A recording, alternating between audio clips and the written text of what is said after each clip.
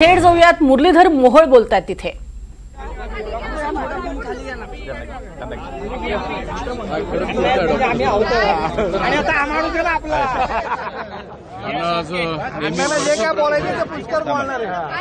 येतो ना तुम्ही मागे व्हा ना थोडे।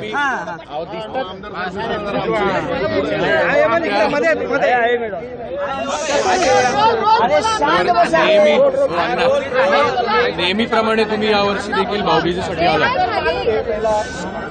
सर्वांना भाऊबीजेच्या मनापासून शुभेच्छा व्यक्त करतो। पुण्यामध्ये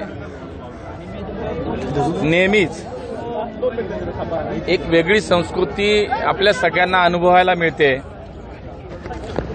पुणे हे वैश्विक स्तरावरती, देश पातळीवरती वेगवेगळ्या अर्थानं स्वतःचं एक स्थान राखून आहे। विद्येचं माहेरघर, सांस्कृतिक राजधानी, एक ऐतिहासिक मोठा वारसा असलेलं शहर म्हणून पुण्याची ओळख आहे। त्याच पुण्यामध्ये वेगवेगळ्या सामाजिक उपक्रमाची एक संस्कृती, एक परंपरा आहे। आमचे मित्र डॉक्टर मिलिंद भोई आणि त्यांचे सर्व सहकारी मिळून गेले 30 वर्ष सातत्यानं आजच्या दिवशी पुण्यातील आमच्या या अग्निशमन केंद्रातील दलातील जवानांना भाऊबीजेच्या निमित्तानं औक्षण करण्याचा, त्यांच्याप्रती कृतज्ञता भाव व्यक्त करण्याचा कार्यक्रम करतात। आणि मी न चुकता गेले अनेक वर्ष या कार्यक्रमाला कुठेही असलो तरी इथं येतो, कारण याच्यामधला जो सामाजिक आशय आहे, जो सामाजिक भाव आहे, हे पुणेकर जपताना आपल्याला पाहायला मिळतं, अनुभवायला मिळतं। आणि म्हणून आपल्याही लक्षात येईल की या ठिकाणी अनेक वेगवेगळ्या प्रकारचे राजकीय पक्षाचे प्रतिनिधी दिसत आहेत, सामाजिक संघटनांचे प्रतिनिधी दिसत आहेत, वेगवेगळ्या शहरामध्ये काम करणारे एनजीओज आपल्याला दिसत आहेत।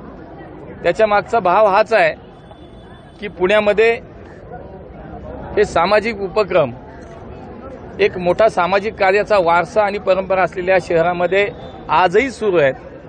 आणि म्हणून या जवानांच्या प्रती आपण आपले सण उत्सव साजरे करत असतो, परंतु हे जवान असतील, आमचे पोलीस असतील, महापालिकेचे आरोग्य कर्मचारी असतील, हे यांचं कर्तव्य बजावत असतात आणि आपला सण हा सुरक्षित व्हावा, हा मंगलमय व्हावा, चांगला व्हावा यासाठी काम करतात। आणि त्यांच्या प्रतीच हा कृतज्ञता भाव व्यक्त करण्यासाठी आमचे मित्र डॉक्टर मिलिंद भोई आणि त्यांची टीम या कार्यक्रमाचे आयोजन करतात। वर्षभरात अनेक अशा वेगवेगळ्या प्रकारचे सामाजिक आशय असलेला, सामाजिक बांधिलकीच्या जाणीवेतून केलेला उपक्रम भोई प्रतिष्ठानच्या माध्यमातून होता। मी आता भाषणात मुद्दा जो उपस्थित केला की टोकाची टीका करतात, टोकाची भूमिका मांडतात, काय नेमकं तुमचं म्हणायचं अर्थ? नाही, मी त्याच्यात तुम्ही व्यक्तिगत घेऊच नका।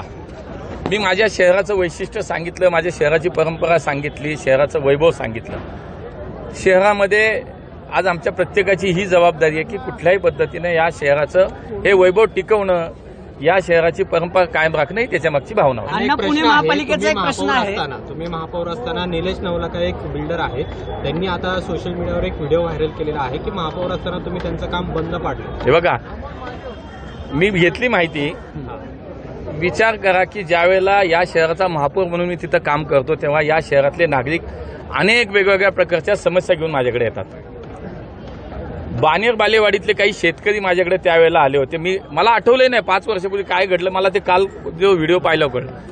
मी त्याची माहिती घेतली आणि बानेर बालेवाडीतले बालवडकर नावाचे काही शेतकरी त्यावेळेला आले आणि त्यांनी सांगितलं की ही खोटी मोजणी करून या बिल्डरनी ही प्लॅन सँक्शन केलाय आणि त्याच्यामध्ये काहीतरी अनियमितता आहे, त्याच्यामध्ये काहीतरी चुकीचं झालंय। मी जेव्हा प्रशासनाकडून माहिती घेतली तर त्याच्या अगोदरच प्रशासनाने त्याच्यावर स्टे दिला होता। हे आहे NDTV आणि आपण पाहत आहात NDTV मराठी।